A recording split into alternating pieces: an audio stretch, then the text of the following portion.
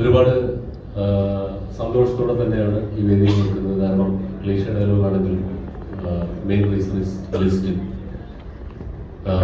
ഇന്ന് ദിലീപേട്ടൻ ഒരു പുതിയ സംവിധായകൻ അരങ്ങേറുന്നു, ഷാരിസ്, മാജിക് ഫ്രെയിംസ്, അങ്ങനെ ഒരുപാട് പ്രിയപ്പെട്ട ആളുകൾ, സ്നേഹമുള്ള ആളുകൾ ഒരുമിച്ച് ചേർന്ന് ചെയ്തൊരു സിനിമ.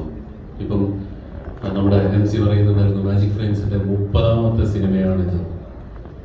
അത് കേട്ടപ്പം ഞാൻ തന്നെ ഒന്ന് ഇപ്പം ആഫിക് മുതൽ ഈ ഘട്ടം വരെ എത്തിയപ്പോഴത്തേക്ക് 30 വരെ ആയെന്ന് ഞാൻ ചെറിയൊരു അമ്പരപ്പോട് കൂടി ആലോചിച്ചു. പക്ഷേ അതിലൊരു റിയാലിറ്റി എന്താണെന്ന് വെച്ചാൽ, ഇപ്പൊ ഡിജോ പറഞ്ഞതുപോലെ സിനിമ കണക്കുകൾ പുറത്തുവിട്ടും പുറത്തുവിടാതെയും പ്രതിസന്ധിയും എല്ലാമായും മുന്നോട്ട് പോയിക്കൊണ്ടിരിക്കുന്ന ഒരു സമയത്ത് ലിസ്റ്റിനെ പോലുള്ള നിർമ്മാതാക്കൾ മലയാള സിനിമയിൽ ഉണ്ടാവുക, നിലനിൽക്കുക, തുടരുക എന്നൊക്കെ പറയുന്നത് വളരെ പ്രധാനപ്പെട്ട ഒരു കാര്യമാണ്. കാരണം ഒരു പുതിയ സംവിധായകന് അല്ലെങ്കിൽ ഒരു പുതിയ എഴുത്തുകാരന് ഒരു സ്ഥലത്ത് പോയിട്ട് ഒരു കഥ പറയണമെങ്കിൽ അവിടെ ഒരു പ്രൊഡക്ഷൻ ഹൗസ് നിർബന്ധമായും ഉണ്ടായിരിക്കാം. ഇനി അങ്ങോട്ട് നമുക്ക് മുൻകൂർ കച്ചവടങ്ങളൊന്നുമില്ലാത്തൊരു കാലത്ത് ധൈര്യപൂർവ്വം സിനിമ എടുക്കാൻ മുന്നോട്ട് വരുന്ന പിൻഡോയെ പോലുള്ള പുതിയ ആളുകളെ പ്രോത്സാഹിപ്പിക്കുന്ന, എന്നെ പോലുള്ളവർ കടം ചോദിച്ചാൽ സിനിമ നടക്കാൻ വേണ്ടി കാശ് തരുന്ന ലിസ്റ്റിനെ പോലുള്ള നിർമ്മാതാക്കൾ, ഇറ്റ്സ് എ ഫാക്ട് ആക്ച്വലി, നിർമ്മാതാക്കൾ നിലനിൽക്കുക എന്ന് പറയുന്നത് മലയാള സിനിമയിലെ വളരെ അത്യാവശ്യമുള്ളൊരു കാര്യമായിട്ട് മാറിയിരിക്കുകയാണ്. ലിസ്റ്റ് മാത്രമല്ല, സ്ഥിരം പ്രൊഡ്യൂസ് ചെയ്യുന്ന നല്ല പ്രൊഡക്ഷൻ ഹൗസുകളെല്ലാം തന്നെ തുടർച്ചയായി സിനിമകൾ എടുക്കേണ്ടുന്ന ഒരു സാഹചര്യത്തിലേക്കാണ് നമ്മൾ എത്തി നിൽക്കുന്നത്.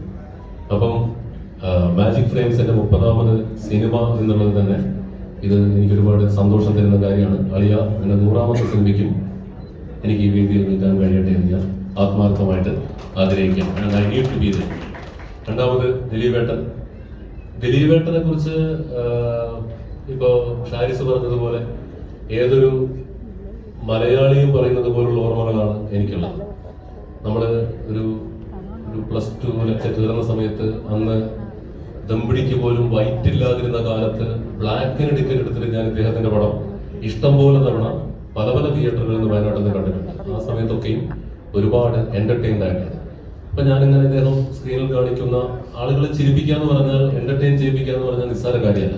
പ്രത്യേകിച്ച് മലയാളി ഓഡിയൻസിന്, അത് നമ്മുടെ സിനിമാക്കാർക്കിടയിലും അല്ലാതെയും പറയുന്ന ഒരു പ്രയോഗമാണ്. കാരണം നമ്മുടെ അറിയില്ല, നമ്മുടെ വായന കൊണ്ടായിരിക്കാം, നമ്മുടെ മറ്റ് കലാരൂപങ്ങൾ കൊണ്ടായിരിക്കാം, എങ്ങനെയാണെങ്കിലും ഈ മലയാളി ഓഡിയൻസ് ദശാബ്ദങ്ങളോളം ഞാനടക്കമുള്ളവരെ ചിരിപ്പിച്ചിട്ടുള്ള ഒരു വലിയ നടനാണ് ദിലീപേട്ടൻ. അപ്പം അതൊക്കെ അന്ന് മീശമാധവനും കല്യാണരാമനും പറക്കുന്നലയൊക്കെ തിയേറ്ററിൽ കാണുന്ന ഒരു കാലത്ത് ഞാൻ ഒരിക്കലും സ്വപ്നേവി നിരീക്ഷിച്ചിരുന്നില്ല ദിലീപേട്ടന്റെ 150ാമത് സിനിമയുടെ ലളിതമായി ഓഡിയോ ലോഞ്ച് വേദിയിൽ ഇങ്ങനെ ഒരു 2 വാക്ക് സംസാരിക്കാനായിട്ട് കയറി നിൽക്കുന്ന ഒരു അവസ്ഥ, ഒരു ഭാഗ്യം എനിക്കുണ്ടാകുന്നു. അത് ഞാൻ വളരെ അത്ഭുതത്തോടു കൂടി ഞാനിങ്ങനെ പ്രപഞ്ചത്തോട് നന്ദി പറയുന്നു. ദിലീപേട്ട, പ്രിൻസ് കാലക്കട്ടെ, മെയ് 9.